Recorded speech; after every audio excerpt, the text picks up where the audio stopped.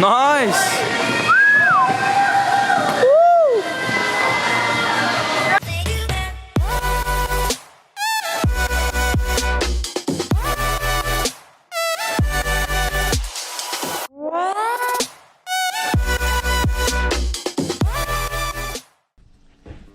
I dag skal vi på samling til Barcelona, men viktigst av alt, det bursdagen min.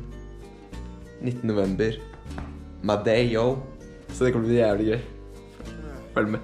On my way out from hitting his honey from last night, I had to blast, right? She was looking nasty. Halla. Hei. Vet du hva? Hæ? Vet du hva?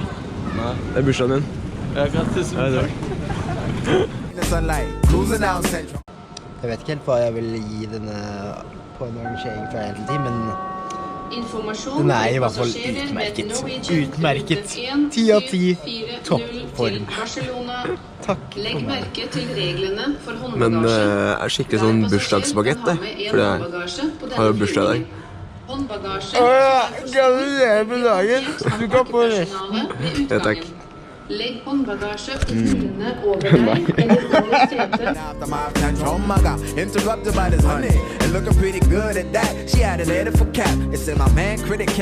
Da er vi endelig kommet fram til Barcelona, på det senteret her. Begynner å nærme seg den 14. gangen jeg har vært der. Vi har vært der fra 1 til 3 ganger siden 2012. Så det begynner å bli en del ganger. Det begynner å bli godt kjent. Jeg tenkte videoen skal vise hvordan livet er på samling, så bare bli med.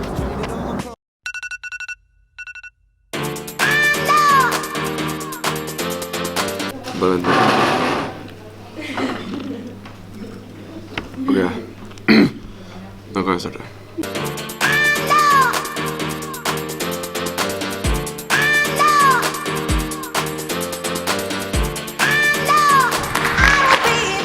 All this love that I am giving, can it ever be enough?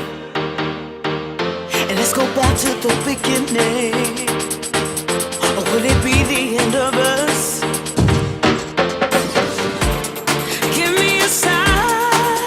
Tell me what you need. Tell me what you need. Throw my hands up high and surrender. You can count on me. You can count on me.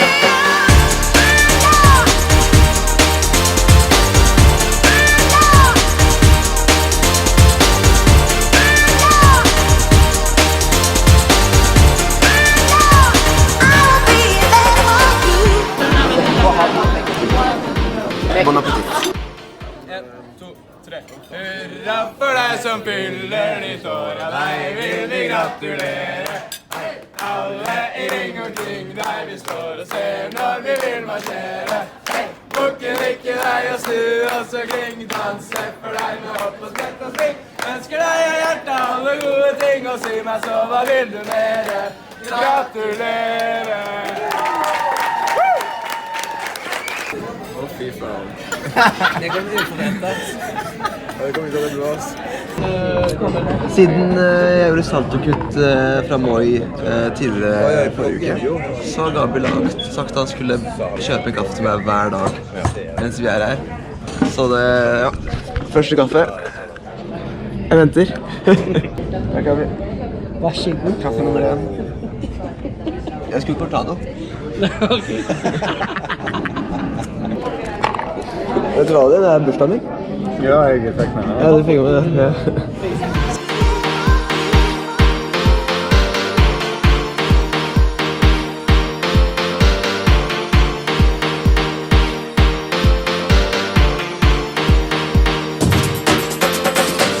Cheating hearts, lying eyes, broken promises. I heard them all, but it never hurt like this. I'm in the dark when we're apart, and I miss the way you look right through me. No one else can move me.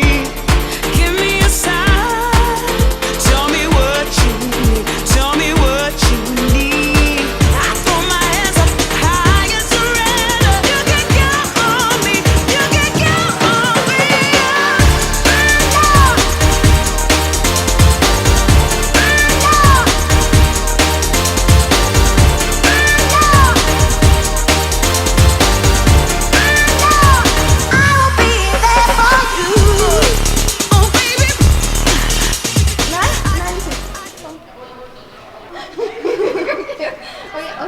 den på TikTok.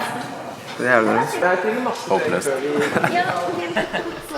Og så sang.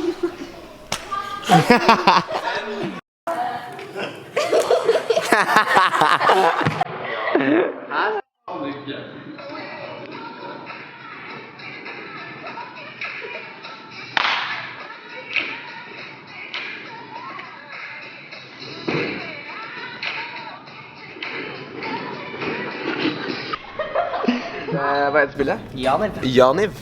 Hele uka har vi hatt sånn taperen skal gjøre noe sjukt. Det har vært sånn å gjøre push-ups i kantina. I dag skal vi farge håret. Jeg er dritredd. Førstemann til over 100 må farge håret. Ja, men da starter jeg da. Alle har litt stive skuldre. Ja, liksom, jeg klarer for å... Etter runde 1 så tapte Nico med 27 poeng. Så tre sånne runder til, så er han blond. Janne. Fy faen. Oi,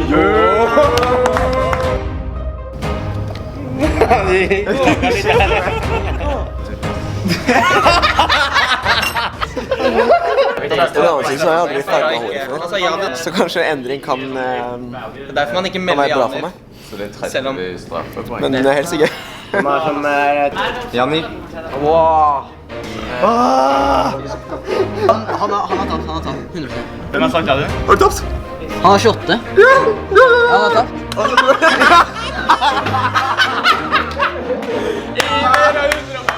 Som sagt så var det liksom om jeg ikke kom over 100 poeng. Jeg fikk 99, mens Lille Iver her fikk 105. Så nå skal jeg på shopping-senter og farge håret. Har du tenkt farge det? Jeg tenker hvitt på toppen, tror jeg. Jeg tenker rosa. Helt hvitt over hele. Og så, ja. Ja, jeg tror ikke det blir så fett det. Tror ikke jeg heller. Men så er det sånn at man må ha det i 2 uker, og så etterpå kan jeg la meg med det. Skinne seg eller farge på nytt. Men 2 uker minimum. Og jeg er glad i julebordsesongen, at jeg slipper det i julebordsesongen. Er du svett, eller, Philip? Ja, faen. On my way out from hitting his honey from last night, I had to Dette blir gøy. cruising down Centrum and after my tantrum, I got interrupted by this honey. Good at that. I said it for cap. It's in my man critic Cal telling it.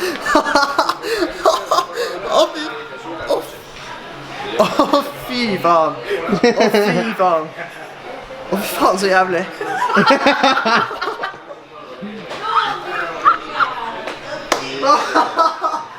Oh my god. Ja, men det blir hvitere, tror jeg. Det skal bli hvitere. Jeg er glad jeg ikke tapte for sånn seiersherrer. South of Spain, so in his OG. Jeg har aldri vært så fornøyd etter et kortspill noen gang.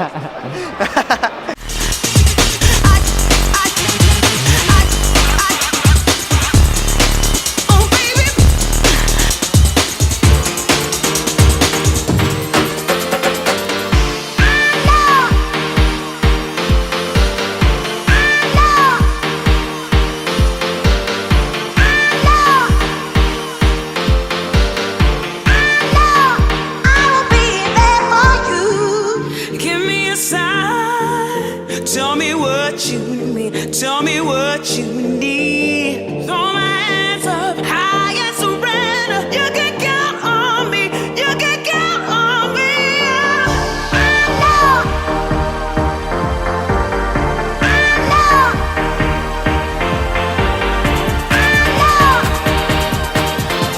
I never knew what I could be. I'll be there for you.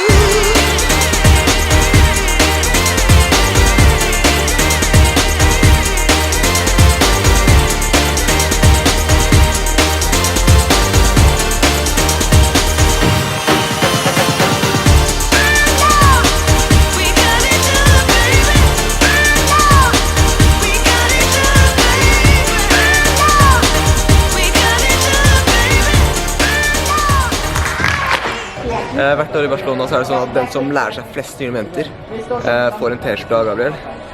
Den har alltid vært sånn I love Barcelona. I dag er det Spania t-skjorte. Mange har lyst på den. Få se hvem som vinner. Ok, da var det fokus 2009 vant den I Love Barcelona. I dag så endret vi til Spania. Ja, litt bedre kvalitet. Ja, da vinner Sebastian Spiller.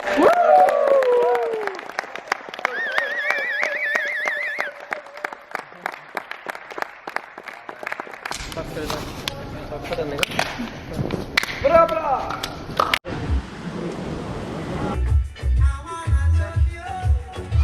Derfor det ryster sånn. I wanna love you, I wanna love and treat you right. I wanna love you every day and Sitter her og redigerer. Hva går det i dag? Det tungt, men Lange dager. Men det går. Det går. Det går. Det er fint. Det er mange som spør meg sånn hele tiden når jeg sier jeg turner, at det er sånn, å, det er sånn fast diett og sånt, ikke sant? Og sånn kjempestreng og alt sånt. Og da svarer jeg alltid sånn at vi egentlig ikke har det. Nå er det klart for styrketest.